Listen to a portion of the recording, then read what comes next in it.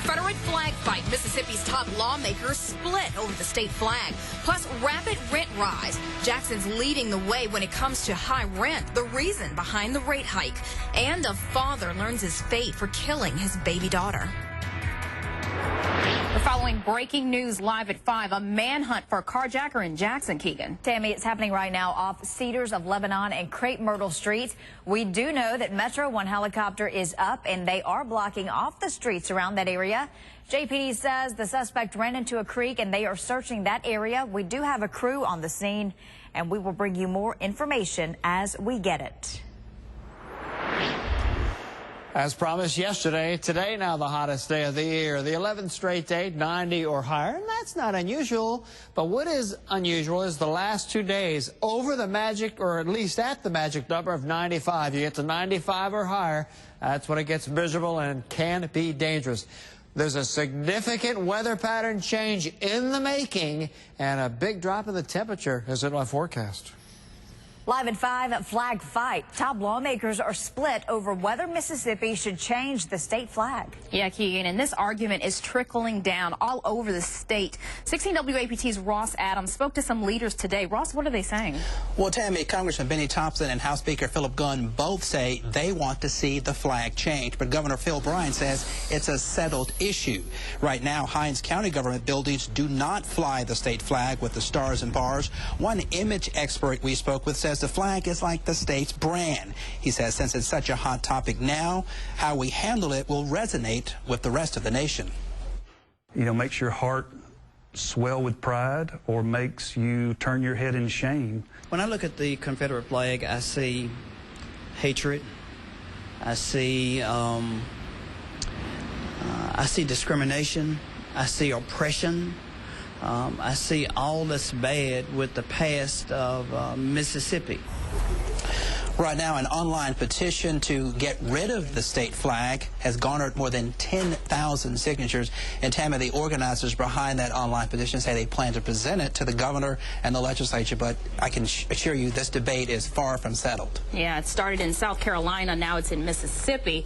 And now all eyes are on us. Ross Adams live in the newsroom for us. Thanks so much, Ross. Well, new tonight, several major stores are pulling Confederate flag merchandise off of their store shelves. Walmart and Sears announced the changes today. Meanwhile, eBay says it's banning users from selling Confederate flags. Overnight, Confederate flag sales had been skyrocketing on Amazon until the online giant decided to stop selling them as well. All this brings us to our non-scientific Instapoll 16 question. Do you think the Confederate flag is offensive?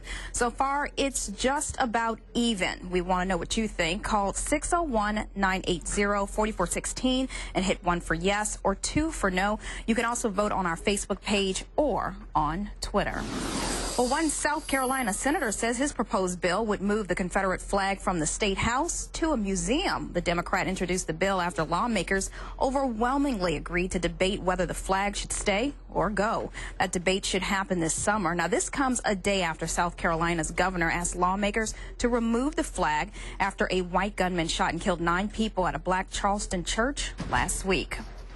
Well, Keegan, a gas leak in Ridgeland. Tammy, it happened on Wendover Way off of Rice Road. Utility crews were working on a ceasefire line when they hit a gas main. Crews cleared the scene within an hour with no evacuations or injuries.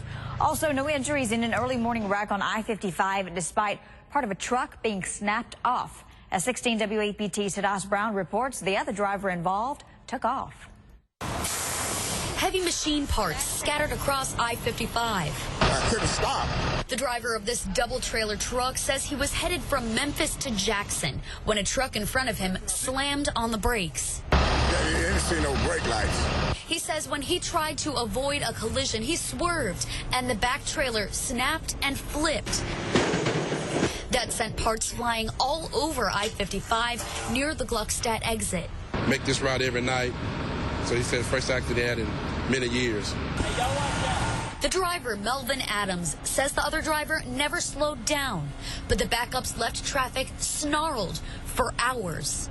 The cargo inside this truck was so heavy that when it spilled, it ripped the top of the trailer right down the middle. You have an accident and you feel bad because you don't know what's going to happen, whether you're going to get fired or what? So you're thinking about your job. But thankfully, Adams says there's no damage to the product. Road crews cleaned up the mess and reopened all lanes of the interstate just before rush hour. In Madison County, Hadass Brown, 16 WAPT News.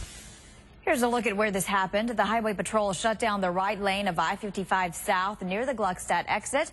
They reopened all lanes around 7:30 this morning. Another wreck tied up rush hour traffic this morning. It happened on I-220 around 8 o'clock. A driver says she swerved to avoid a driver who braked suddenly when her car went off the road and into the embankment. The woman was not hurt. She was able to get out of the car on her own. Crews pulled her car back onto the interstate. A man shot in the head overnight, and Jackson police are looking for a suspect. This happened around 1 a.m. on Downing Street off of North State Street. Officers taped off the area around at least 3 houses. Witnesses say at least one man was shot in the head and 2 people were hospitalized. Officers questioned several people on the scene. Jackson police say a fight over a parking space led to a shootout between roommates. Investigators say the argument started over someone parking in the wrong place at a home on Connor Avenue around 4:30 Monday afternoon.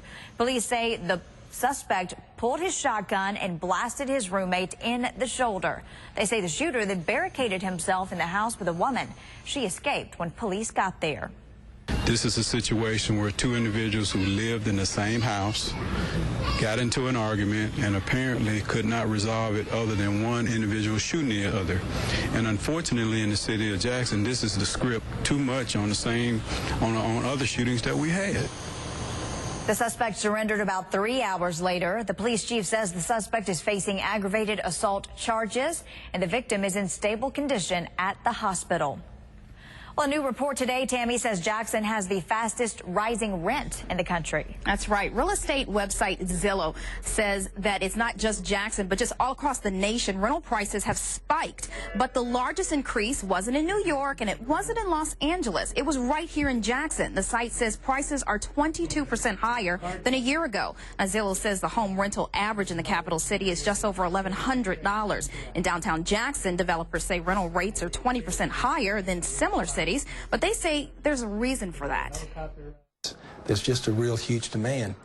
Additionally, the world has changed. A lot of people don't have the capital to do down payments like they did at one point. Plus, younger people are getting married later. Leaders say apartments in downtown Jackson are filled and there's demand for more. Well, a judge sentenced a father convicted of beating his 17-month-old daughter to death. Johnny Williams will spend life in prison without parole. 2 weeks ago, a jury found Williams guilty of capital murder. His daughter, Jada Williams, died in July of 2012. An autopsy showed the baby had been severely beaten. Williams' attorney says he's working on getting his client parole. What we wanted was life with the eligibility for parole, which I think that he has an opportunity to get that. Well, police also arrested the child's mother, Jasmine Porter. She's still awaiting trial. Well, Keegan, a tobacco settlement could net millions for Mississippi. Tammy, Reynolds American is paying the state $15 million.